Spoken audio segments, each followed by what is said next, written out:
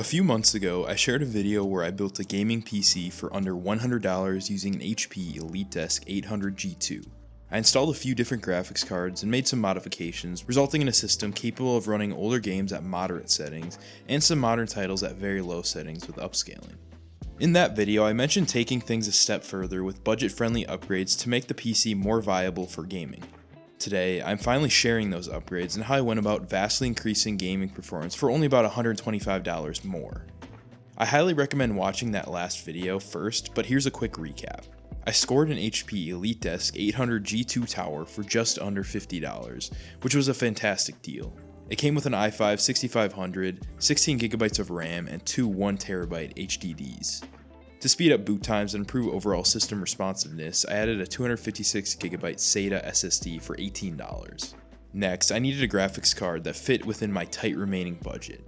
I found two older options on eBay, a GTX 950 for $26.38 and an RX 460 for $23.21. Since the GTX 950 required extra power, I also picked up a SATA to 6-pin adapter on Amazon for $3.70.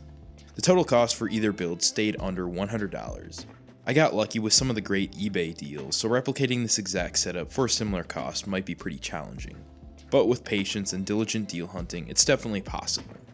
For today's upgrades, I'll start at the same point as I did last video before adding the graphics cards. I'll still be using the $18 SSD, bringing the total cost of the current set of components to $67.82. While I could have upgraded storage or memory, I focused on getting a more powerful CPU and GPU for the biggest gaming performance boost. For the processor, the only worthwhile upgrades were to go with the Skylake or Kaby Lake i7.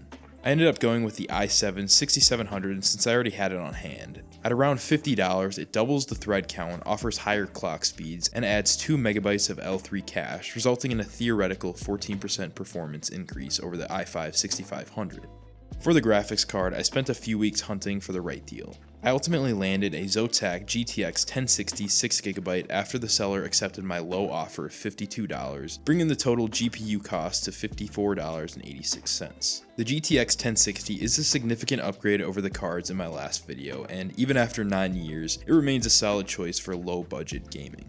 While I could have just thrown the 1060 into the EliteDesk with its 280W OEM power supply and that SATA to 6-pin adapter, I opted for a safer approach by upgrading to a higher wattage unit.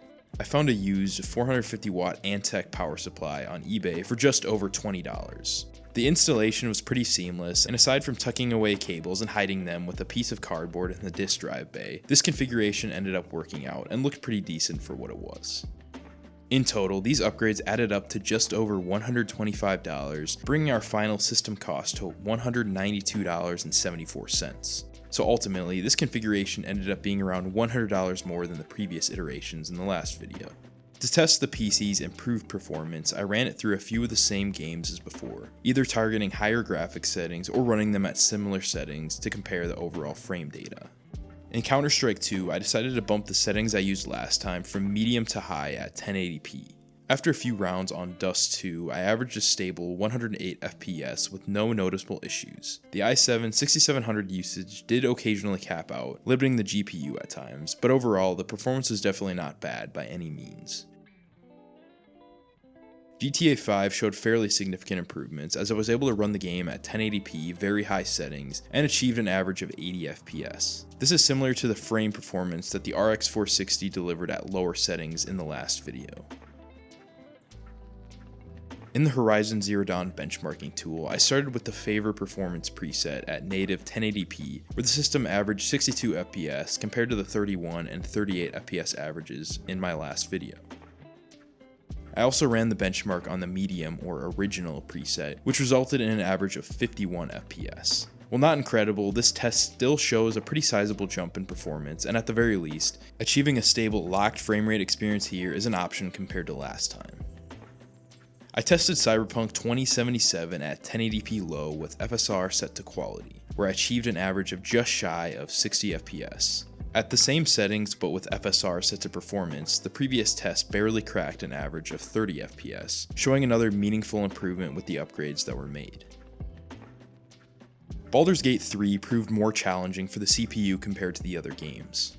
I tested it at 1080p native with the low preset and also with the medium preset and FSR 2.2 set to balance. Both configurations resulted in a similar, somewhat unstable, but still playable average of 52 FPS. The testing was done in the more demanding city areas, and despite some occasional harsh visuals, it was still a significant improvement over last time. Using the Black Myth Wukong benchmark at 1080p low with FSR set to 50% render resolution, I achieved an average of 46 FPS. While this result isn't groundbreaking, it represents one of the largest improvements from last time, where I had to drop to 720p with a 33% render scale just to hit around 30 FPS. I also tested Kingdom Come Deliverance 2, which I did not include last time, at 1080p low with FSR 3.1 set to quality. The system managed a respectable and stable 66 FPS average. Like the other games, the hardware limitation reduced visual detail and overall fidelity, but considering this setup consists of nearly decade-old hardware running a well-optimized title, the performance is pretty impressive. Overall, I was really happy with how the upgrades improved the viability and performance of this ultra-budget gaming PC. Using an old OEM office computer like this and repurposing it for some light gaming is really rewarding and simple to do. But as I said last time, the overall value and long-term use is not always present when following this path. For many people, saving a bit more money and getting some more modern components is probably the smarter way to go. Anyways, I hope you enjoyed following the process of upgrading this desktop for better gaming. I plan to be more active with uploads in the coming weeks and months, so stay tuned by subscribing if you haven't already. And as always, thanks for watching.